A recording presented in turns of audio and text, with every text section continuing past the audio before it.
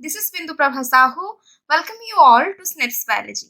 So in this video, as you have already seen the thumbnail, okay, जो आप सब बोल रहे थे कि एनवायरमेंटल साइंस में हम क्या पढ़ें, ओके, उसका सिलेबस क्या है, हमारा तो यूजी में नहीं है, तो हमें क्या पढ़ना है, ओके, तो उसके बारे में इस वीडियो में हम डिस्कशन करेंगे, okay, about the environmental science syllabus, okay.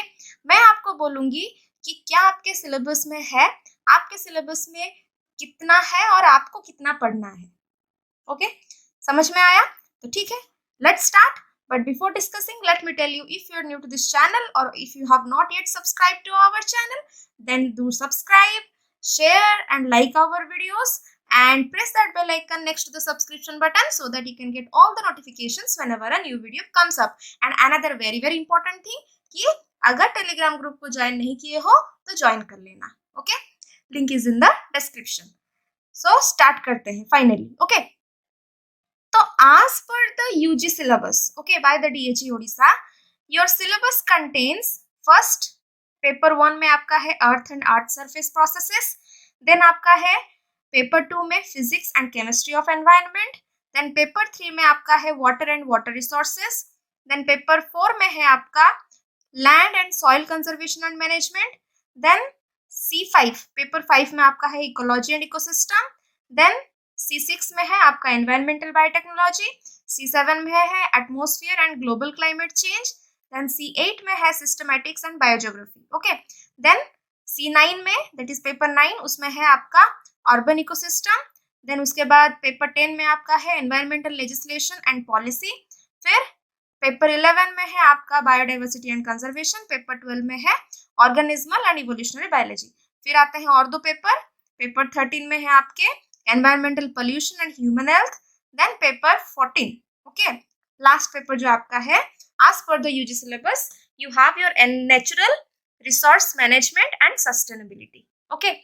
तो आप लोगों का UG सबका एनवायरमेंटल साइंस है नहीं, है कि नहीं, लेकिन जो भी आप मराइन बायोलॉजी हो, बायोटेक्नोलॉजी हो, जूलॉजी हो, बॉटनी हो, लाइफ साइंस हो, आप सबका एलिजिबिलिटी है कि आप ये एनवायरमेंटल साइंस में आप CPT एग्जाम दे सको, है कि नहीं. तो आप तो इतना सारा पेपर नहीं पढ़े हो and with in this short span of time, okay, ये डिसाइड करना भी मुश्किल है कि हम कैसे पढ़ें, ओके, क्या पढ़ें, है कि नहीं, इतना सारा कोर्स हम कैसे कंप्लीट करें, राइट. लेकिन आप सब, ओके, अपने ग्रेजुएशन में यूजी में आप एक AECC पेपर पढ़े हो, है कि नहीं. AECC पेपर आप सबका है जिसमें आप एनवायरमेंटल साइंस पढ़े हो, जिसमें कितने यूनिट्स थे, 4 यूनिट्स थे. पहले यूनिट में आपका आता है एनवायरनमेंट, दूसरे में आता है आपका पॉपुलेशन इकोलॉजी, तीसरे में आपका आता है environmental movements in India and चौथे में आपका आता है नेचुरल रिसोर्सेस, है कि नहीं. तो ये 4 यूनिट्स आप अच्छी तरह से पढ़े हो, right. And these ACC paper, okay, is common in every college and university, right, of Odisha, है कि नहीं. तो ये जो AECC पेपर आपका है उससे ही आपका सबसे ज्यादा क्वेश्चन आएगा, समझ में आया. AECC पेपर में environment, population ecology, environmental movements in India, then natural resources, okay. लेकिन कुछ यूनिवर्सिटीज हैं like in your Sambalpur university, they have this environmental science in UG, okay. कुछ कॉलेजेस में है एनवायरमेंटल साइंस, तो वो लोग तो ये 14 के 14 पेपर पढ़ चुके हैं, है कि नहीं. तो उनको क्रैक करना बाकी लोगों से इजी हो जाएगा, राइट. तो उसके लिए आप क्या करें, उनको भी तो आपको टक्कर देना है कि नहीं. तो आज फॉर द प्रीवियस नोटिफिकेशन जो CPT का प्रोस्पेक्टस आया था उसमें क्या था कि UG में जो बच्चे पढ़े हैं, सपोज मैं UG में बॉटनी पढ़ी हूँ, बॉटनी ऑनर्स लेके, ओके, तो जो PG करूंगी वो बॉटनी में करूंगी और बॉटनी में CPT दूंगी, ओके. तो मुझे क्या मिलेगा, मुझे 4 मार्क्स मिल जाएंगे, राइट. लेकिन जो बच्चों का नहीं है ये, राइट, जो बच्चे मतलब सपोज मैं बॉटनी में की हूँ लेकिन मैं एनवायरमेंटल साइंस में देना चाहती हूँ, ओके, CPT एग्जाम, तो मुझे वो 4 मार्क्स नहीं मिलेंगे, है कि नहीं. तो जो बच्चे अपना UG में एनवायरमेंटल साइंस पढ़े हैं और PG में भी एनवायरमेंटल साइंस पढ़ेंगे, तो वो आपसे 4 कदम आगे है कि नहीं, 4 मार्क्स उन्हें वैसे भी मिल जाएगा, राइट। और ये 14 पेपर्स का जो वेटेज है वो भी उनका ज्यादा हो सकता है, दैट इज अ चांस, है कि नहीं, that is the practical thing, right. तो इस सिचुएशन में आपको क्या करना है, ओके, वो मैं आपको इस वीडियो में बताऊंगी। ओके, ये तो समझ लो आप लोग कि जो आपका एईसीसी पेपर है वो आपको थॉरोली कंप्लीटली अच्छे तरह से पढ़ना है। ओके, लेकिन जो ये C1 से C14 लेकर जो पेपर है उनमें ये environment, population ecology, then environment movements in India, natural resources, ये सब कुछ कुछ आ जाता है कि नहीं। आपका वाटर एंड वाटर रिसोर्सेज है, then land and soil conservation and management है, इकोलॉजी इकोसिस्टम है, right, atmosphere and global climate change है, right, then about the biogeography, clear, biodiversity and conservation, फिर आपका environmental pollution and human health, right, natural resource management and sustainability, right. तो ये सब जो चीजें हैं वो आपका ऑलरेडी है, राइट, इन 4 पेपर में ये इंक्लूडेड है। लेकिन बाकी क्या रह जाता है आपका, अर्थ एंड आर्थ सरफेस प्रोसेसेस, फिर आपका physics and chemistry of environment रह जाता है, फिर आपका रह जाता है ये अपना एनवायरमेंटल बायोटेक्नोलॉजी, है कि नहीं, फिर आपका अर्बन इकोसिस्टम थोड़ा रह जाता है, राइट। अर्बन इकोसिस्टम कुछ कुछ आप पढ़े हो इन पेपर में, राइट, लेकिन फिर भी अर्बन इकोसिस्टम का कुछ पार्ट आपका रह जाता है, राइट। फिर आपका सिस्टमैटिक्स रह जाता है, लेकिन सिस्टमैटिक्स बॉटनी वालों के लिए इजी होगा क्योंकि वो टैक्सोनॉमी, सिस्टमैटिक्स ये सब पढ़े हैं, राइट। फिर आपका रह जाएगा आपका क्या, this one, your organismal and evolutionary biology. अगर आपका जूलॉजी है तो इवोल्यूशनरी बायोलॉजी आप पढ़े हो, है कि नहीं, लेकिन बाकी लोग वो शायद नहीं पढ़े होंगे, like in case of biotechnology, right. तो उन लोगों के लिए मैं आप सबको बताऊंगी कि कैसे पढ़ना है, कौन कौन से फोकस एरिया आपका एनवायरमेंटल साइंस में रहनी चाहिए। ओके, तो देखते हैं। तो फर्स्ट आपको देखना है the terminologies, meanings and if there is present any example then उनके नाम, ओके, एग्जाम्पल्स को याद कर लेना है। ओके, नेक्स्ट आपको जो एटमॉस्फेयर के लेवल्स हैं और उनके कैरेक्टरिस्टिक फीचर्स है, जैसे कि thermosphere, exosphere, mesosphere, stratosphere, troposphere और okay, all this things, clear. उनका जो कैरेक्टरिस्टिक फीचर, जैसे कि कितना किलोमीटर तक स्प्रेड है ट्रोपोस्फियर, ओके, तो वो सब चीज, राइट। देन आपका species, population, community, ecosystem, biome and biosphere, okay, ये चीज क्लियर, जो कि आप इकोलॉजी एंड इकोसिस्टम में पढ़ोगे, राइट। देन एनवायरमेंटल मूवमेंट जो है इंडिया के जो है, ओडिशा के जो है, right.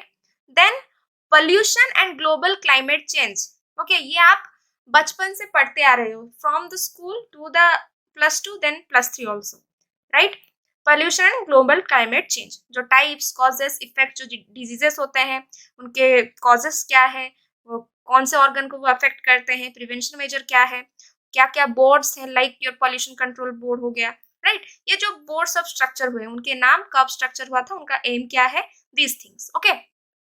Then you will study about the biodiversity conservation, okay, तो इनमें आपका एक्सिटू इंसिटू कंजर्वेशन आ जाएगा, आपका zoological park, then national park, then your sanctuaries, right, then your biosphere reserves, all these things come, right.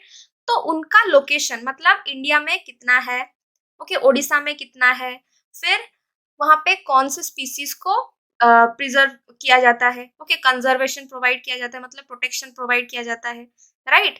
तो ये सब चीज, उनका मैनेजमेंट, क्या क्या मेथड्स हैं कंजर्वेशन के, फिर डिजास्टर्स जो है उनका मैनेजमेंट कैसे होता है, क्लियर, क्या क्या कन्वेंशंस, प्रोजेक्ट्स, लॉज, एक्ट सब इम्प्लीमेंट किए गए हैं, okay, for the conservation of biodiversity and disaster management, okay. तो ये सब चीज क्लियर, कब हुआ था, मतलब ये convention, projects, laws and acts कब हुआ था, किस लिए हुआ था, ओके। नेक्स्ट आपका आता है नेचुरल डिजास्टर्स, ओके, तो क्या क्या नेचुरल डिजास्टर्स हो चुके हैं इंडिया में, ओडिशा में, ओके, और उनका जो भी नेचुरल डिजास्टर्स आगे आने वाले हैं, लाइक योर अर्थक्वेक हो गया, वॉल्केनिक इरप्शन हो गया, फॉरेस्ट फायर हो गया, right, so these are some, landslide हो गया, राइट। तो ये सब आपका नेचुरल डिजास्टर्स है, फ्लड हो गया, तो इनका मैनेजमेंट स्ट्रेटेजीज क्या होनी चाहिए, राइट। तो कुछ कुछ पॉइंट्स है, ओके, इनमें बहुत सारे टर्मिनोलॉजीज आते हैं, तो वो आपको ध्यान में रखना है। नेक्स्ट आपका आएगा various types of diseases, then उनका इफेक्ट्स ऑन हेल्थ, फिर कौन कॉज करते हैं और उनका प्रिवेंशन मेजर क्या होगा। ओके, देन आएगा characteristic features of various nutrient and biogeochemical cycle, जो आपका carbon cycle, sulphur cycle, phosphorus cycle, nitrogen cycle, okay, water cycle, जो भी सब है वो क्लियर, उनका कैरेक्टरिस्टिक फीचर क्या है। देन नेक्स्ट आओ देखो, नेक्स्ट आएगा आपका रॉक फॉर्मेशन। तो ये आपका एक है processes which are going on earth, right, जो यूनिट 1 में। तो इसमें rock formation, soil formation, okay, और जो river, lake, lagoon, all these things, उनका जो ज्योग्राफी है, राइट, कैसे रिवर फॉर्म होता है, लेक किसे बोलते हैं, लगून किसे बोलते हैं, राइट, तो ये सब चीज क्लियर। जो रॉक फॉर्मेशन है, किस तरह, जो रॉक साइकिल आपका है, right, various types of rock है, मेटामॉर्फिक रॉक हो गया, right, all these things clear. उनका कॉन्स्टिट्यूएंट्स क्या है, स्पेलिंग भूले कॉन्स्टिट्यूएंट्स का, आपको पता है what is the spelling of constituents, okay, TI होगा, clear. Now soil formation, soil profile हो गया, सॉइल का कॉन्स्टिट्यूएंट क्या है, ह्यूमस क्या है, all these things, okay. Then cultivation methods, okay, contour method हो गया, राइट, तो स्ट्रैटिफिकेशन में वेरियस स्ट्रैटिफिकेशन मेथड हो गया, all this things, okay, cultivation methods जो सब है, ओके, जो चलते आ रहे हैं इंडिया में, ओके, वो सब। Then biogeographic regions, okay, India में क्या क्या बायोजियोग्राफिक इंपॉर्टेंट बायोजियोग्राफिक रीजन्स हैं और उस जियोग्राफिक रीजन में कौन सा स्पीसीज का रिचनेस है, okay. Then pH and buffer, okay, pH कैसे निकालते हैं, पीओएच कैसे निकालते हैं, नॉर्मल पीएच लेवल क्या होनी चाहिए, then what are the buffers which are present in the environment, okay, blood एक बफर है तो क्यों है, राइट, क्या है उसका component, all these things, okay, pH and buffer, ये केमिस्ट्री में आ गया, clear.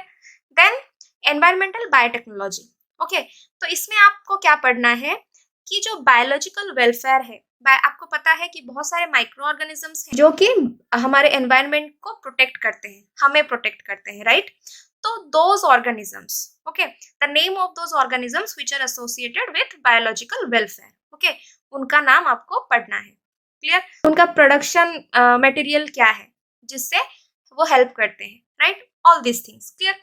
Then application of biotechnology in protecting the environment, okay, जो हमारा genetically engineered plants and animals हैं, ओके, उनका सबका कुछ कुछ क्या है, बेनिफिट्स है कि नहीं, तो वो चीज क्लियर, वो कैसे एनवायरनमेंट को प्रोटेक्ट करते हैं, या फिर कमर्शियल पर्पस की अगर देखें तो वो कैसे हेल्प करते हैं, right. Then about biofortification, clear.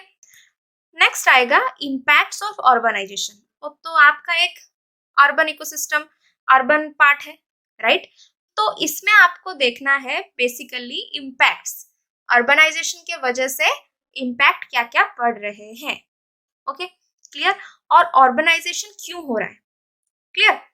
Next आपका आएगा taxonomic identification, herbarium, museum, botanical gardens, palynology, phytochemistry, okay, तो जो सब बॉटनी वाले हैं, जो सब जूलॉजी वाले हैं, बेसिकली बॉटनी वाले उनको तो ये अच्छी तरह से पता होगा, राइट, जूलॉजी वाले भी टैक्सोनोमिक आइडेंटिफिकेशन के बारे में पढ़े होंगे, राइट, तो बाकी वाले भी टैक्सोनोमिक आइडेंटिफिकेशन तो आप पढ़े हो, राइट, तो थोड़ा देख लेना व्हाट इज हर्बेरियम, मेजर हर्बेरियम्स क्या क्या है इंडिया में, क्या क्या है वर्ल्ड में, okay, clear.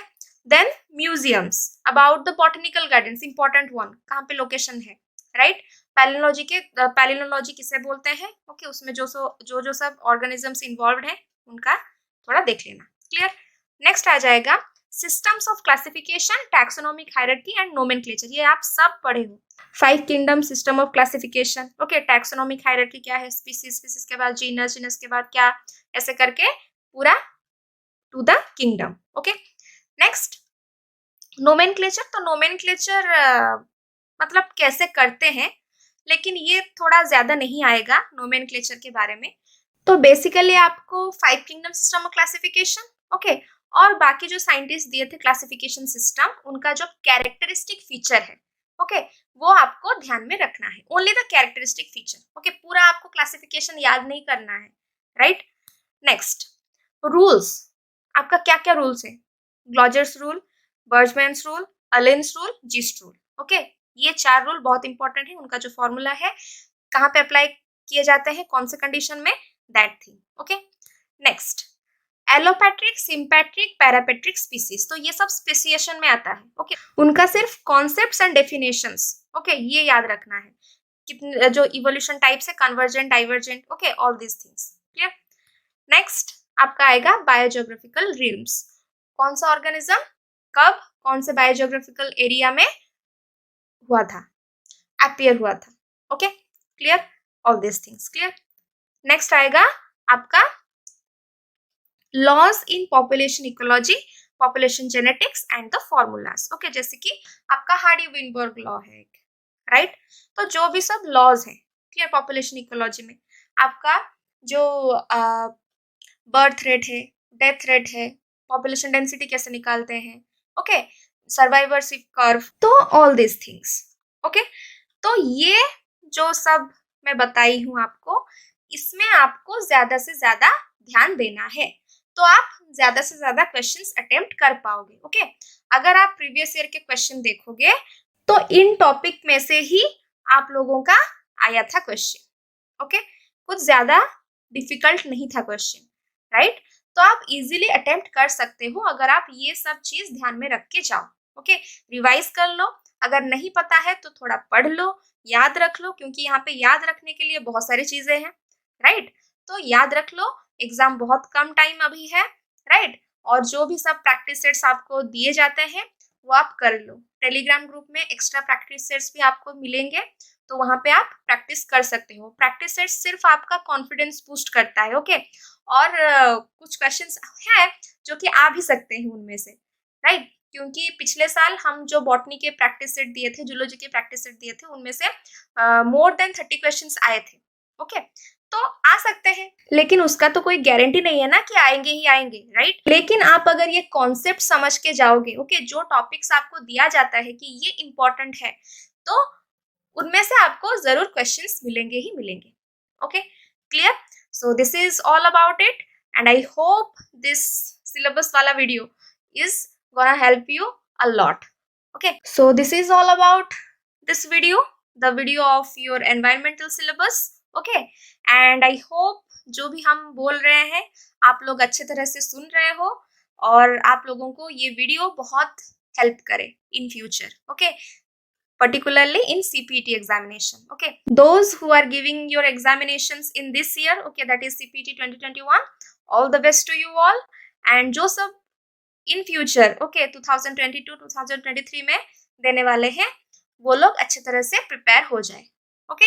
We the Snaps biology team wish you all the very very best for your examination. तो मिलते हैं अगले वीडियो में, till then take care of yourself, thank you.